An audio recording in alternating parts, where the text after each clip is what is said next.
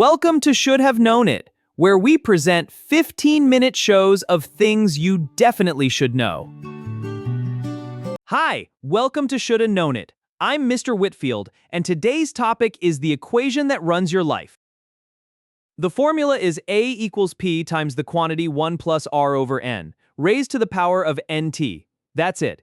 P is your principal, the money you start with. R is your annual interest rate. As a decimal, N is how many times interest compounds per year. T is time in years. Everything that will happen to your financial life for the next 4 decades is hiding inside that exponent. The dangerous word is compound. Simple interest means you earn interest only on your original principal.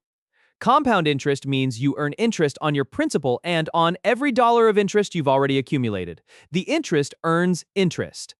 That feedback loop, left alone for long enough, behaves less like arithmetic and more like biology, exponential growth. The same curve you see in population models and bacterial colonies. There's a shortcut worth memorizing: the rule of 72. Divide 72 by your interest rate, and you get the approximate number of years it takes your money to double. At 8%, money doubles roughly every 9 years. At 6%, every 12. At 1.2%, which is what a standard savings account paid for most of the 2010s, your money doubles in 60 years. That's not saving. That's slowly losing to inflation while feeling responsible. Let us build a specific case. A 22-year-old begins investing $200 per month into a broad market index fund. The S&P 500's inflation-adjusted average annual return from 1928 to 2023 is approximately 7%. We will use 7%. $200 per month starting at 22, compounding annually until age 65. 43 years of contributions. The total amount contributed out of pocket is $103,200. $200 a month for 43 years, just over $100,000 of real money, earned and deposited. That number is useful because what comes next is its contrast. The ending balance at 65 is approximately $686,000. $686,000 from $103,000 contributed. The extra $583,000 was manufactured by the equation, by time, by the rate, by the recursion of interest on interest. That is not a rounding error. That is the engine running. Now, here is the piece that changes things. Of that $686,000 total, more than half of it, roughly $370,000, accumulates in just the final 9 years, between age 56 and 65. The account barely feels alive for the first decade. Then it starts to accelerate. Then it becomes something else entirely. This is why people who understand compound interest do not touch retirement accounts early. You are not withdrawing money, you're amputating the years at the end. Now we run the same investor, but they wait 10 years before starting, age 32. Still $200 per month, still 7%, still retiring at 65. Same discipline, same market, same rate. The only variable that changes is the start date. 33 years of contributions instead of 43. Total contributed out of pocket, $79,200. That is $24,000 less than the 22-year-old deposited. So the 32-year-old actually saves money on contributions. They contributed less. They were responsible with that money elsewhere, presumably. None of that is wrong, and yet, the ending balance at 65 is approximately $303,000. $303,000, compared to $686,000. A 10-year delay, 1 decade of waiting, costs this investor $383,000 at retirement, nearly $400,000 in lost wealth, for a gap that started as $24,000 in saved contributions. That is the violence of the exponent. You cannot make it up later. The math does not allow installment plans on lost time. To recover, to arrive at the same $686,000 that the 22-year-old reaches, the 32-year-old would need to contribute roughly $453 per month instead of $200. More than double the monthly investment, just to break even on a 10-year delay. This is not punishment. It is geometry. The curve had 9 extra years to steepen, and that steepening is irreversible. I want to make that gap tangible, because 383,000 inches is abstract. What does $383,000 represent? It is roughly 6 years of median American household income. It is the cost difference between a modest retirement and one with genuine flexibility, the difference between working until you must stop and stopping when you choose. The 10-year gap at the beginning of a career, which feels like nothing, is in fact the entire ballgame. Some students push back here. They say, I cannot afford $200 a month at $22. I have student loans. Rent is absurd. The economy is difficult. All of that is true, and none of it changes the curve.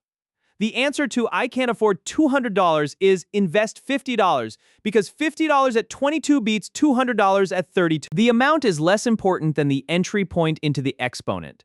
Get on the curve, adjust the amount as income grows, but get on the curve. The practical implication, and I say this as someone who has read the numbers from every angle, is that the single highest return decision most people under 30 can make is not which stock to pick, not which career to pursue, not even how much to earn.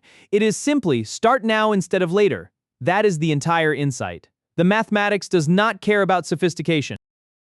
Everything we have discussed so far is compound interest working for you. The same equation with you on the other side of it is a different experience. The Federal Reserve reports that approximately 48% of American credit card holders carry a balance from month to month.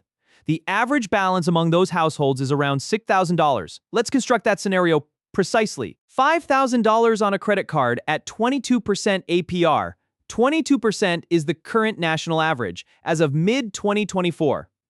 You decide to pay the minimum payment each month, which most cards calculate as either a flat $25 or 2% of the outstanding balance, whichever is greater. This sounds like a manageable situation. You have a plan. You are making payments. At minimum payments, that $5,000 balance takes approximately 30 years to retire. Some calculations put it past 32 years depending on the card's exact minimum formula. And the total amount you will pay when you add all those minimum payments together is approximately $16,300. You borrowed $5,000, you repay over $16,000. The interest alone costs more than 3 times the original balance. This is not predatory lending in the legal sense. This is the formula. This is A equals P times 1 plus R over N to the NT. Credit card companies did not accidentally design minimum payments to be this small. In the 1970s, minimum payments were typically 5% of the balance, uncomfortable enough that cardholders would try to pay them off. Banks discovered, through decades of data, that lowering the minimum increases long-term revenue dramatically. When the minimum payment dropped to 2%, balances persisted longer, interest accumulated more aggressively, and the card became a much better product for the bank. The 2009 Card Act required issuers to disclose on every statement how long it will take to pay off the balance making only minimum payments and what the total cost will be. Congress made this mandatory because behavioral research demonstrated that the number, when printed explicitly, causes a meaningful percentage of people to increase their payment. They are legally required to show you the damage. They are not required to make the damage smaller. Here is the detail that I find particularly elegant in a grim way. In month 1 of your $5,000 balance at 22%, your minimum payment is approximately $100. Of that $100, roughly $92 goes to interest. $8 reduces your principal. You pay $100 and your debt decreases by 8. The equation is running. It is just running against you. There is a clean way to escape this. Not a trick, just arithmetic. The same rule of 72 that tells you money doubles at 8% every 9 years tells you that debt at 22% doubles in roughly 3.3 years if you stop paying. That means a $5,000 debt left entirely unpaid becomes $10,000 in 3 years, $20,000 in 6. The compounding on debt is symmetric to the compounding on investment, but the timeline is compressed because the rate is catastrophically higher. The fastest mathematically provable path out of credit card debt is the avalanche method. List every balance, rank by interest rate highest to lowest, pay minimums on all of them, and throw every available dollar at the highest rate card first. Not the smallest balance, the highest rate. The smallest balance strategy, the debt snowball popularized by certain radio personalities, is psychologically satisfying and mathematically suboptimal. You pay more total interest. The math does not care about your feelings of momentum. How much faster does aggressive payment work? If you're carrying that $5,000 at 22% and you can pay $250 per month instead of the minimum, you retire the debt in about 24 months and pay approximately $2,700 in interest. Painful, but dramatically less than the $11,300 in interest you'd pay over 30 years at minimum. The difference between $250 and $100 a month buys you back 28 years of your life and nearly $9,000. The math on that trade is not subtle. Here's the uncomfortable synthesis. The 22-year-old who carries a $5,000 credit card balance for 5 years while also contributing $200 per month to retirement is running both curves simultaneously, one working for them, one working against them. The net outcome depends entirely on the rates. At 7% earned and 22% owed, the debt is winning.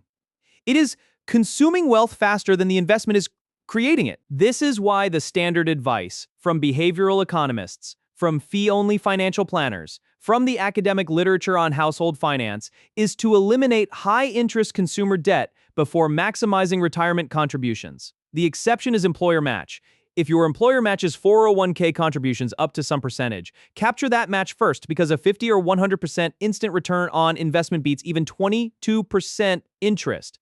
But beyond the match, the order matters. Extinguish the 22% fire, then build the 7% machine. The reason most people do not do this is not ignorance of the math. It is that the math is invisible. You do not feel the $383,000 you lost by waiting 10 years to invest.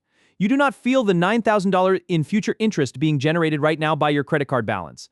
The compounding happens silently, over years, inside a number on a statement that most people do not read past the minimum payment line. The physical sensation of compound interest is the sensation of nothing happening, until suddenly, everything has happened. There is one heuristic from the behavioral finance literature that I find genuinely useful as a cognitive tool. Every time you encounter a financial rate on a savings account, a loan, a credit card, a mortgage, immediately apply the rule of 72. Divide 72 by that number. The result is not a prediction. It is a reality check. A 6% mortgage means your debt doubles in 12 years if you stop paying. A 0.5% savings account means your money doubles in 144 years. A 22% credit card means catastrophe in 3 years. The number you are given by the institution is a rate. The rule of 72 tells you what that rate is. The other behavioral tool, less elegant, equally important, is automation. The reason starting at 22 matters is not that 22-year-olds have exceptional discipline. It is that automatic payroll deductions or automatic investment transfers remove the decision from the monthly budget entirely. The money is not available to spend, therefore it is not spent. The mathematical insight is worth nothing if the behavioral architecture does not support it. Automate the investment. Automate the debt payment above the minimum. Remove the choice. I want to return to the formula one final time. A equals P times the quantity 1 plus R over N raised to NT. Look at what is and is not under your control. The rate R is partly controllable. You choose your investments, you negotiate your loan terms, but the market does what it does. The compounding frequency N is largely fixed by the institution. The principal P is controllable but often constrained by income, but there's time is the variable that uniquely rewards early action in a way that no other variable can replicate. There is no amount of money, no rate of return that a 40-year-old can access to replicate what a 20-year-old's time produces. You cannot buy extra exponent. You cannot negotiate more years into the past. The T in the formula is the one variable that only moves in one direction at one speed and that punishes procrastination with mathematical precision. Every year is either inside the exponent or it isn't. Once it's gone, it's gone. So here's where this lands practically. If you're under 30, the single most high-leverage financial action available to you is to start an automatic investment today. Not this year. Today, the specific amount matters less than the start date. $50 a month invested at 22 beats $300 a month invested at 35 by a margin that is nearly impossible to recover without dramatically increasing contributions. If you are carrying credit card debt at high interest, the return on paying that down is exactly equal to the interest rate, guaranteed, risk-free. Paying off a 22% credit card is a 22% guaranteed return on investment. There is no index fund, no stock, no legitimate investment vehicle available to retail investors that offers a guaranteed 22% annual return. The best investment you own may be your debt payoff. The mathematics here is not complicated. The formula fits on a napkin. What makes it hard is not the algebra. It is the time horizon, the invisibility of the process, and the very human tendency to treat later as a cost-free option.